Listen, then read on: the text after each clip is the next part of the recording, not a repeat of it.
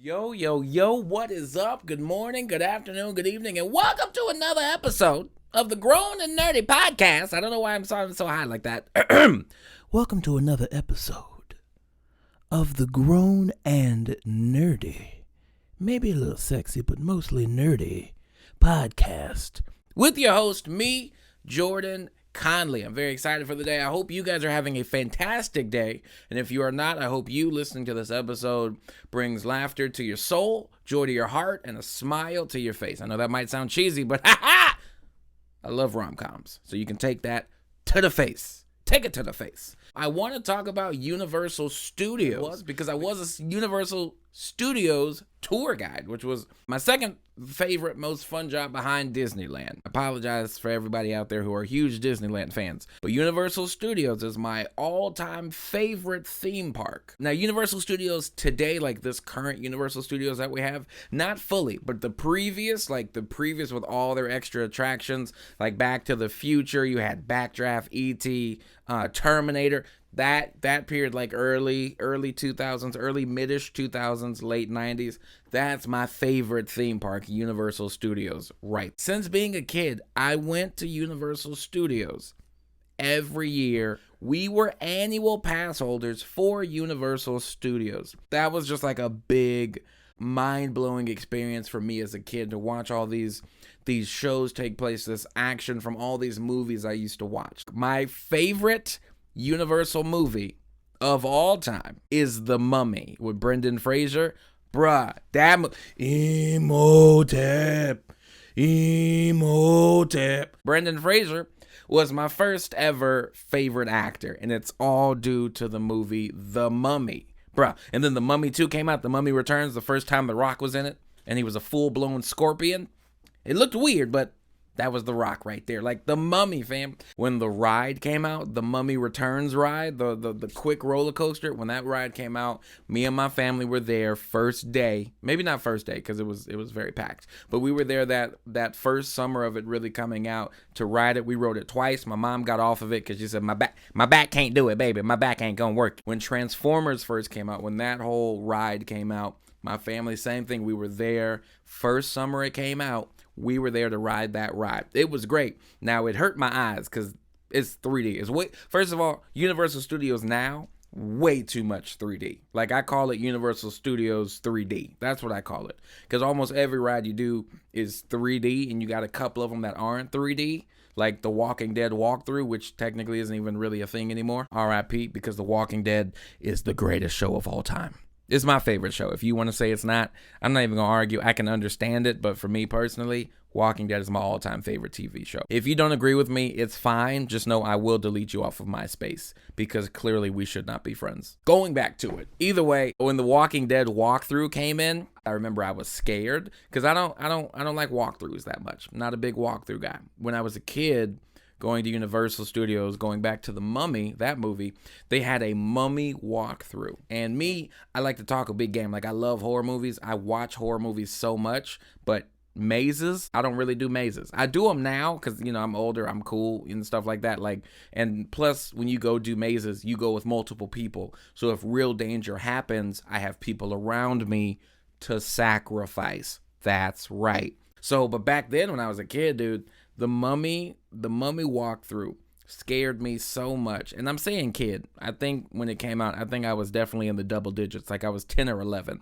When that walkthrough came out, I cried the whole way through. I held onto my dad's shirt and cried the whole way through. And you know why I cried?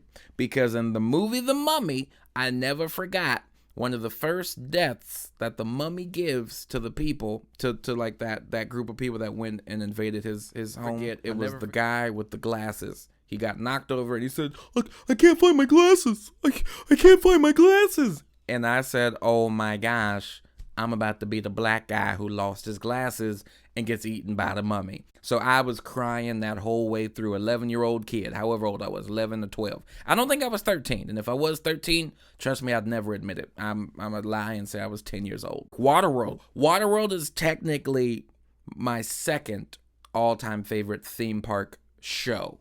My first favorite, which isn't a thing anymore, was Aladdin at Disneyland or California Adventure. 98% of why that was my all-time favorite one is because Genie. Genie was great in that play, but Waterworld was just like, oh my gosh, the action, the special effects is so great. We had to watch Waterworld whenever we went to the park.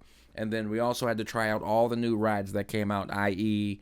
The Mummy Returns and the Transformers ride. My parents would go to Costco to pick up the tickets because they were cheaper at Costco. I mean, I think you might still go today to Costco to pick up them theme park tickets because it's cheaper. That's what you did. And I always went to Universal Studios. The first time that I actually remember going to Disneyland was actually at 16 years old.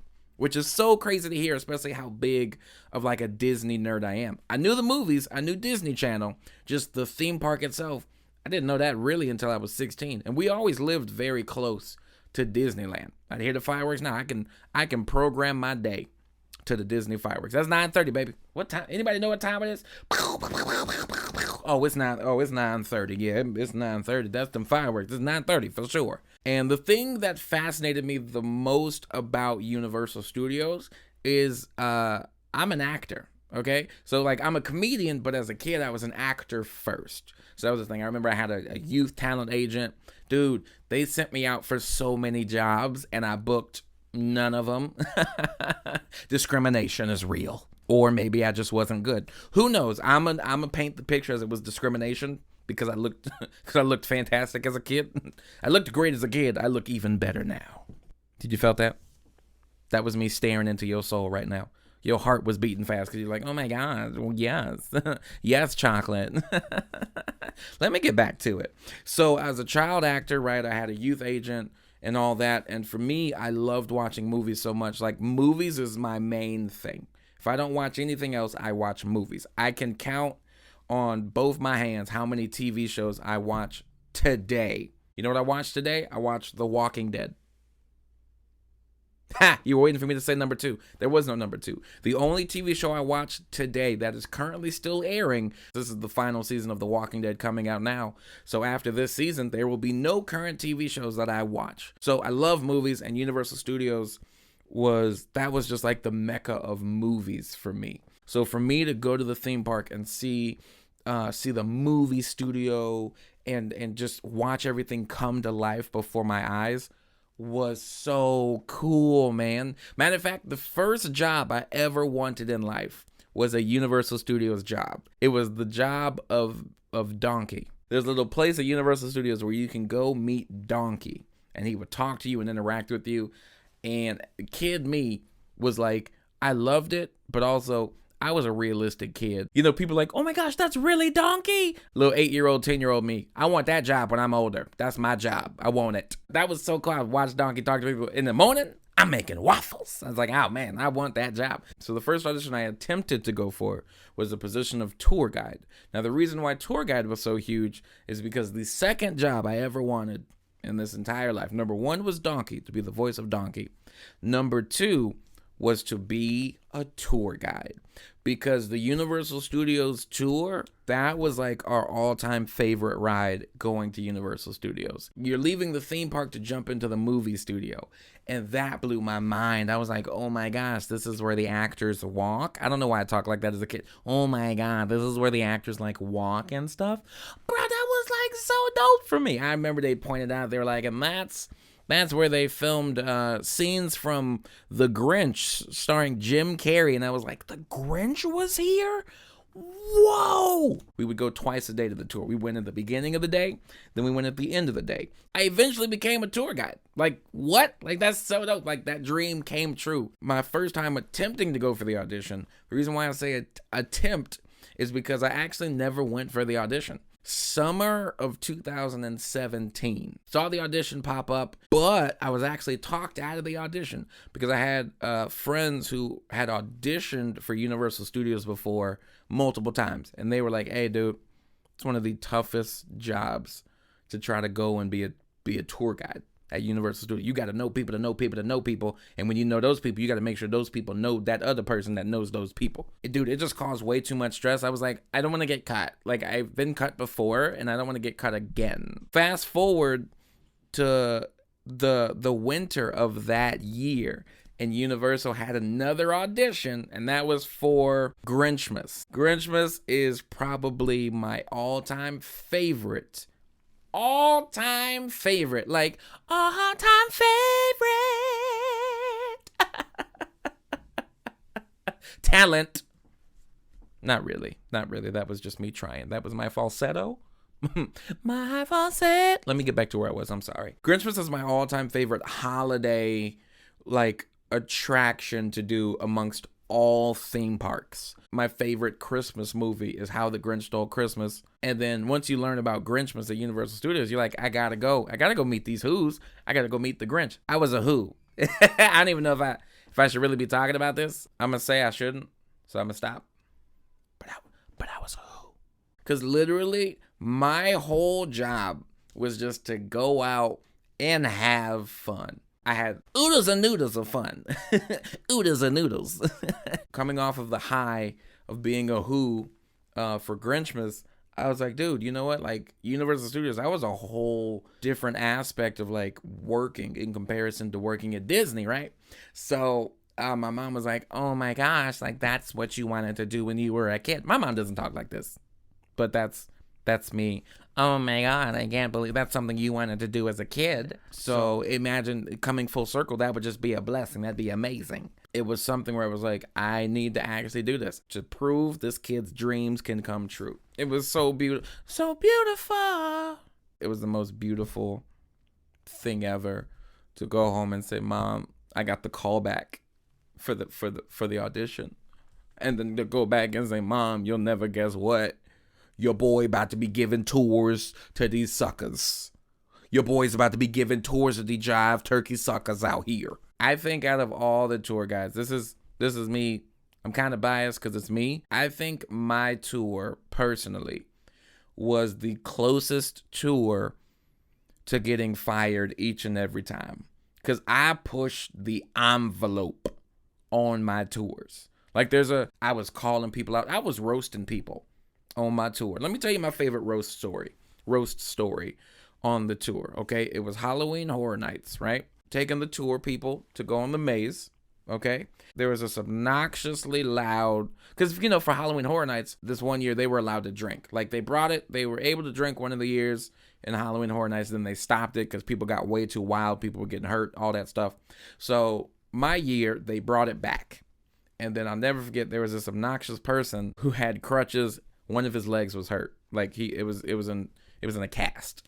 And he just would not shut up. I was just talking with him, you know, just like trying to keep him calm. Like, hey, you having fun? Cool. I'm going to get back to the tour, blah, blah, blah. Just trying to be nice, right? But he kept going. So on microphone, on my tour, I said, hey, your friend's talking a lot. I'm going to let you know right now. If anything happens, okay, if you get attacked and you feel unsafe, trip him because he's only got one good leg anyways. When I said that, the whole tour, you heard them go, oh! On the way out, they were like, don't trip on your one good leg. It was funny because I feel like I started something bad, like I shouldn't have said it, but I said it. He was laughing because he was kind of drunk. He was like, you got me. Going into the world of Jurassic Park was an area where it had one of my favorite jokes because I would just get everybody to sing along. It's not even really a joke. It's just a singing thing. I would try to get everybody to sing that.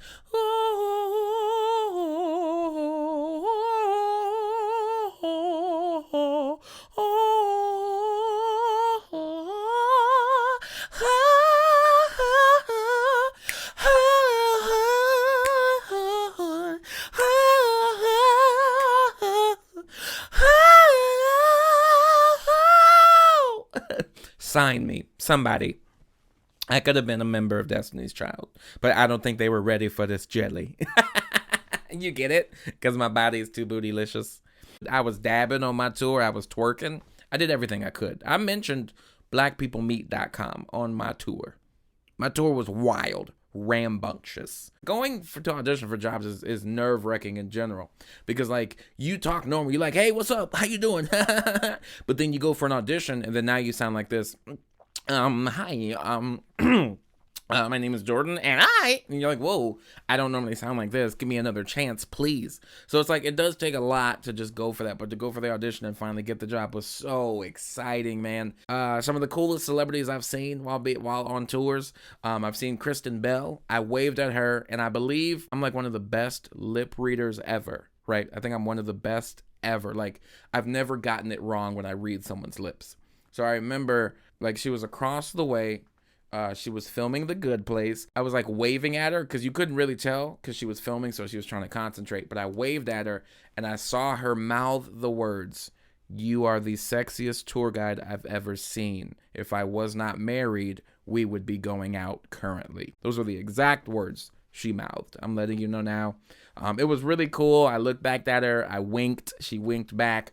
We understood a true story, like very true story. Look it up. Don't look it up, but look it up, but don't. But like in all actuality, I did see Kristen Bell. She was filming Good Place. That was so cool. I got to see the set and the setup and the filming process, kind of the behind the scenes of that for Once Upon a Time in Hollywood, the Quentin Tarantino movie. They were filming that out at Six Points, Texas. If I'm not mistaken, I do believe I've seen Key and Peele in passing. But also, I could be racist, and I could have saw two black people. One was bald and one had hair and had glasses. But in my mind, I do believe they were Key and Peele. They were walking around the War of the Worlds set. My two all-time favorite tour guide stories. These stories will live with me forever and ever and ever and forever. And I don't know the words. I don't know the words. But yet I keep trying to sing this song. I'm going to learn it. I'm going to learn it. And when I learn it, I'm going to learn it. Actually, I'll tell you three. I'll tell you three all-time favorite stories. One, I'll tell you it'll be a quick one because I was actually featured on Impractical Jokers. I was the tour guide in an episode of Impractical Jokers when they played a prank on the Universal tour. Prank was to pull the emergency cord. I think it was like 18 times, 8 to 10 times. Those guests got so mad. Now, mind you, I knew what the prank was, so I was working with them. It was the guests that had no idea what was happening. After about the third time, they kept telling me, because I had them in my ear, they were telling me to get angrier and angrier. After the third time, every time he pulled the emergency cord, I was like, "Hey, dude, hey, I need you to stop pulling that emergency cord." Like, and I go back there. I'm slowly starting to raise my voice a little bit higher, getting angrier. You could see the guests like, "Ugh, is it him again? It's him again?" Like, they were getting mad. My favorite part of that story, the sixth time that the Joker pulled the emergency cord, this black guy, the emergency cord was ruining his day so much that as I walked by to address the Joker that pulled the emergency cord, the black guy said to me, "Hey, don't worry about it, brother. I'ma deal with him when the tour is over. You ain't got to worry about nothing." And he looked me dead in my eyes as he said, "You ain't got to worry about nothing." And in my mind, I said, a murder is going to happen today. That was the funniest thing ever. To see him afterwards, I was like, "Hey, man, you were worked up." He said, "Hey, bro, I thought I was going to have to lay hands on him." I said, "Oh, I wasn't even going to break it up. I was going to watch it with some popcorn." Coming in at number 2. I don't know if you know it, but black people at theme parks, when they get excited or upset or something happens, we loud. Working at Disney, Mickey Mouse came out, and I guess it was the first time this black family coming in. And this one guy went, oh, snap, that's my nigga Mickey right there. Dude, dude, I was cracking up. Because you can't do that, but you just laughing. But like, black people, when we get real excitable like that, bruh, we'll say things that should not be said at family theme parks. Either way, second all-time favorite story. We're going through a tour, and this black family in the front car, they kept getting drenched wet during the tour, okay? We get to Earthquake. As we're going in, the doors are closing behind them. The whole family, they're like, "Hey, bro, we're not going to get wet on this one, are we?" And I'm being honest, on Earthquake, you don't really get wet. So I told them, "Nah, man, you don't get wet on this one." I was being honest, but I said it with like you ain't going to get wet. So I said it as though maybe you will get wet on this ride, maybe you won't. But I was kind of alluding that there might be water on the ride. As soon as the water came down, it was so loud. All you heard was the black guy in the front of the group go, "This nigga lied." I screamed. I laughed so hard. There was white people in the front row in the back. They were looking at me eye to eye, trying to hold back laughter. I was like, let it out. Let it out. He yelled exactly what I did not expect him to yell. He said, this nigga lied.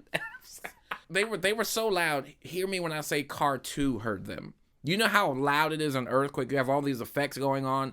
I come out, I'm crying, laughing. I look back, there's people in car 2 cracking up laughing. So my favorite story ever, we're in at Universal Studios, okay? We're going on a tour. We're going up to the first big attraction, which is King Kong. I knew it was about to be some mess. So we go in, and I say, welcome to Skull Island. And as the doors close, the auntie, I don't know if she was the auntie or the grandma, but all of a sudden, all you hear her go is, ah, shit. And I'm already laughing. And then the best part is at the end, when the water sprays, this same auntie / grandma goes, it got on my titty.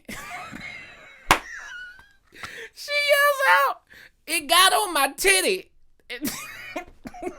Now, when King Kong is over, there's no sound. There's no sound until we play music on the tour. It was dead silent, and you just hear echo through the building. It got on my titty. If you never forget anything else, remember Jordan did a tour where a lady got wet and yelled out loud in the dead of silence, it got on my titty. All right, guys, we did it. We went through my Universal stories, talked about my history as a kid going to Universal Studios, all-time favorite theme park. Technically, at this very moment, Disneyland is my favorite theme park currently. They just have way more. Universal Studios, it's a whole lot of 3D. It's too much for me. I wear glasses. I get dizzy quick. Like, me going to Universal Studios now, I got to ride a ride that's 3D, then take 2-hour break, come back and ride another 3D ride. If I ride 2 3D rides back to back, I'm too dizzy to continue the rest of the evening. It's over. You guys have a fantastic day, fantastic evening. Whenever you listen to this, I will catch you next time. Peace.